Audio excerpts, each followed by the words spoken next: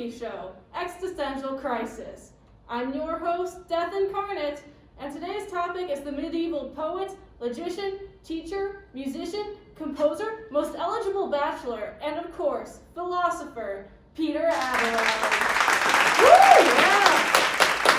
Our first guest speaker is French historian Ella Abras. Pleasure to be here, Death. Tell us a little about Peter. Oh, he had a spicy romance with a girl over 20 years his junior, and I mean spicy. It had that teacher-student relationship element that's frowned upon nowadays. It had secret meetings, secret pregnancies, secret marriages. The girl became a nun. Peter was castrated by her father. Everything you could possibly want in a modern romance. And even better, their bones were buried next to each other. That's great and all, but I was hoping you could talk more about Peter's philosophical thought. Well, look, Death, all I really know is he was one of the most brilliant logicians of his time. He was taught by William Champeau, who was a disciple of Anselm. They got into a debate which Peter dominated, which single-handedly brought about the downfall of the philosophical theory of realism and led to the rise of nominalism. And this was when he was like in his 20s or something. He beat Anselm himself in an argument after listening to only a few lectures.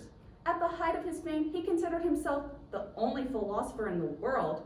Talk about confidence. And this was all before he met Heloise, the love of his life. He wrote a few books, got convicted of heresy, was locked in a convent, escaped, became a hermit, got convicted of heresy again, and died. All in all, a pretty full life if I do say so myself. Thank you, Dr. Abras. Next up, we have a philosophy professor from Notre Dame, Dr. Megan Johnson. Hello, Death. Thank you for having me. I spent at least half a semester on Peter Abelard, so I was ecstatic when you and your crew invited me to speak on existential crisis. It's an absolute favorite of mine, I'll have you know. I'm flattered, truly. Now, what can you tell us about Peter's philosophical thought? Well, let's see. He studied logic early in life. He was never really one for roughhousing, you know. He tended to trust in science when God was all the proof one needed at the time. His first arguments were about universalism. There was one universal truth that all of medieval France could get behind, and Abelard was no exception. However, his tendencies towards logic and science got him into trouble, especially with the church, though he believed that language was often too inadequate to demonstrate the truth of things related to physics.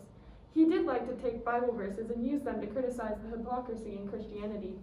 The church believed themselves above criticism at the time, so some of his teachings were deemed heretical, of course. Of course. Dr. Abras mentioned that Abelard had a few books under his name. Would you care to expand on that? Why, of course. Abelard wrote 5 books throughout his life. His most famous work was called Historia Calamitatum, or The Story of My Misfortunes, which is autobiographical in nature, of course, and detailed his rise to fame and included love letters to a girl named Heloise. Now they had quite the relationship. Yes. Dr. Abras mentioned his love life was quite dramatic. Alright, well, the Catholic Church condemned 2 books outright, Theologia Summi Bonae and Theologia Scholarium, which got him excommunicated by Pope Innocent II.